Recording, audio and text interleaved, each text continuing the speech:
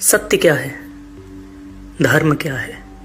ये सवाल ऐसे हैं जो कभी ना कभी हम लोगों के मन में आते हैं। शायद आज की भागती हुई जिंदगी में हम ये सवालों को ज़्यादा गौर ना करें, मगर हमारी सनातन परंपरा में इन सवालों को बहुत महत्व दिया गया है।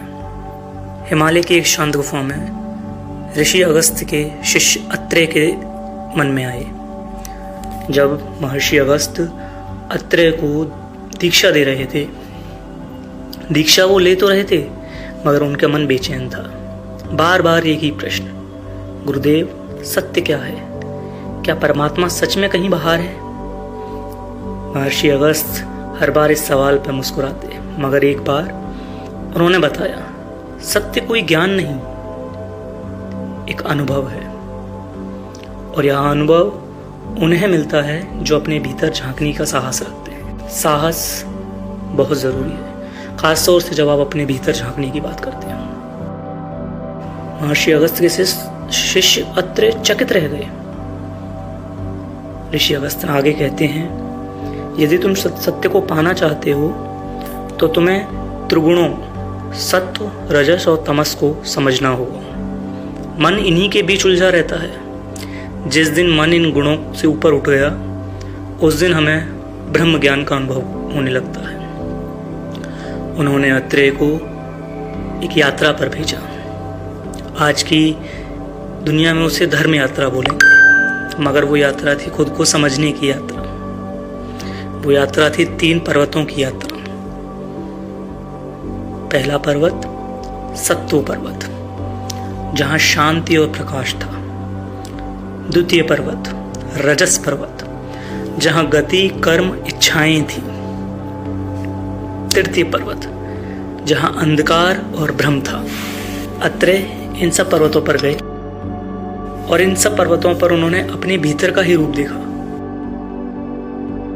उसकी इच्छाएं, उसके भय, उसकी उम्मीदें, और धीरे धीरे वह ये समझने लगे कि मन ही सबसे बड़ा युद्ध भूमि है। मन का बोध ही ब्रह्म बोध है। जब वे तीनों लोग पर्वतों की यात्रा करके वापस महर्षि अगस्त्य के पास गए, तब उनके मन में शांति थी। महर्षि अगस्त्य उनसे पूछते हैं, अब बताओ अत्रेय, सत्य क्या है? अत्रेय ने पहली बार महसूस किया कि सत्य को 2 शब्दों में नहीं बांधा जा सकता। उन्होंने आंखें बंद की और कहा, गुरुदेव, मैं ना शरीर हूं न मन,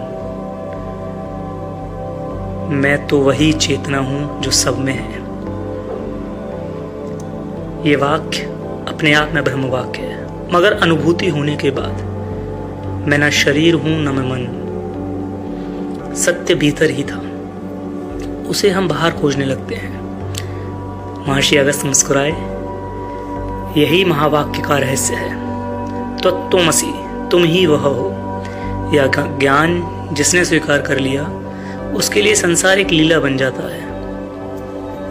भारत में अनेकों स्थल ऐसे हैं जिन्हें आज लोग धार्मिक दृष्टि से देखते हैं, मगर वो आपको इन्हीं सत्य की खोज में मदद करते हैं, जिन्हें मंदिरों का नाम दिया गया।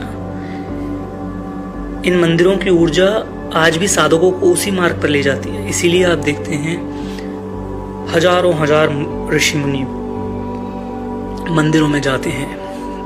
बाबा केदारनाथ इतने बर्फों के बीच में तपस्या करते हैं, क्योंकि वो केवल मंदिर नहीं है, वो एक यंत्र है वहां तक पहुंचने का जहां हमें ब्रह्म बोध हो सके,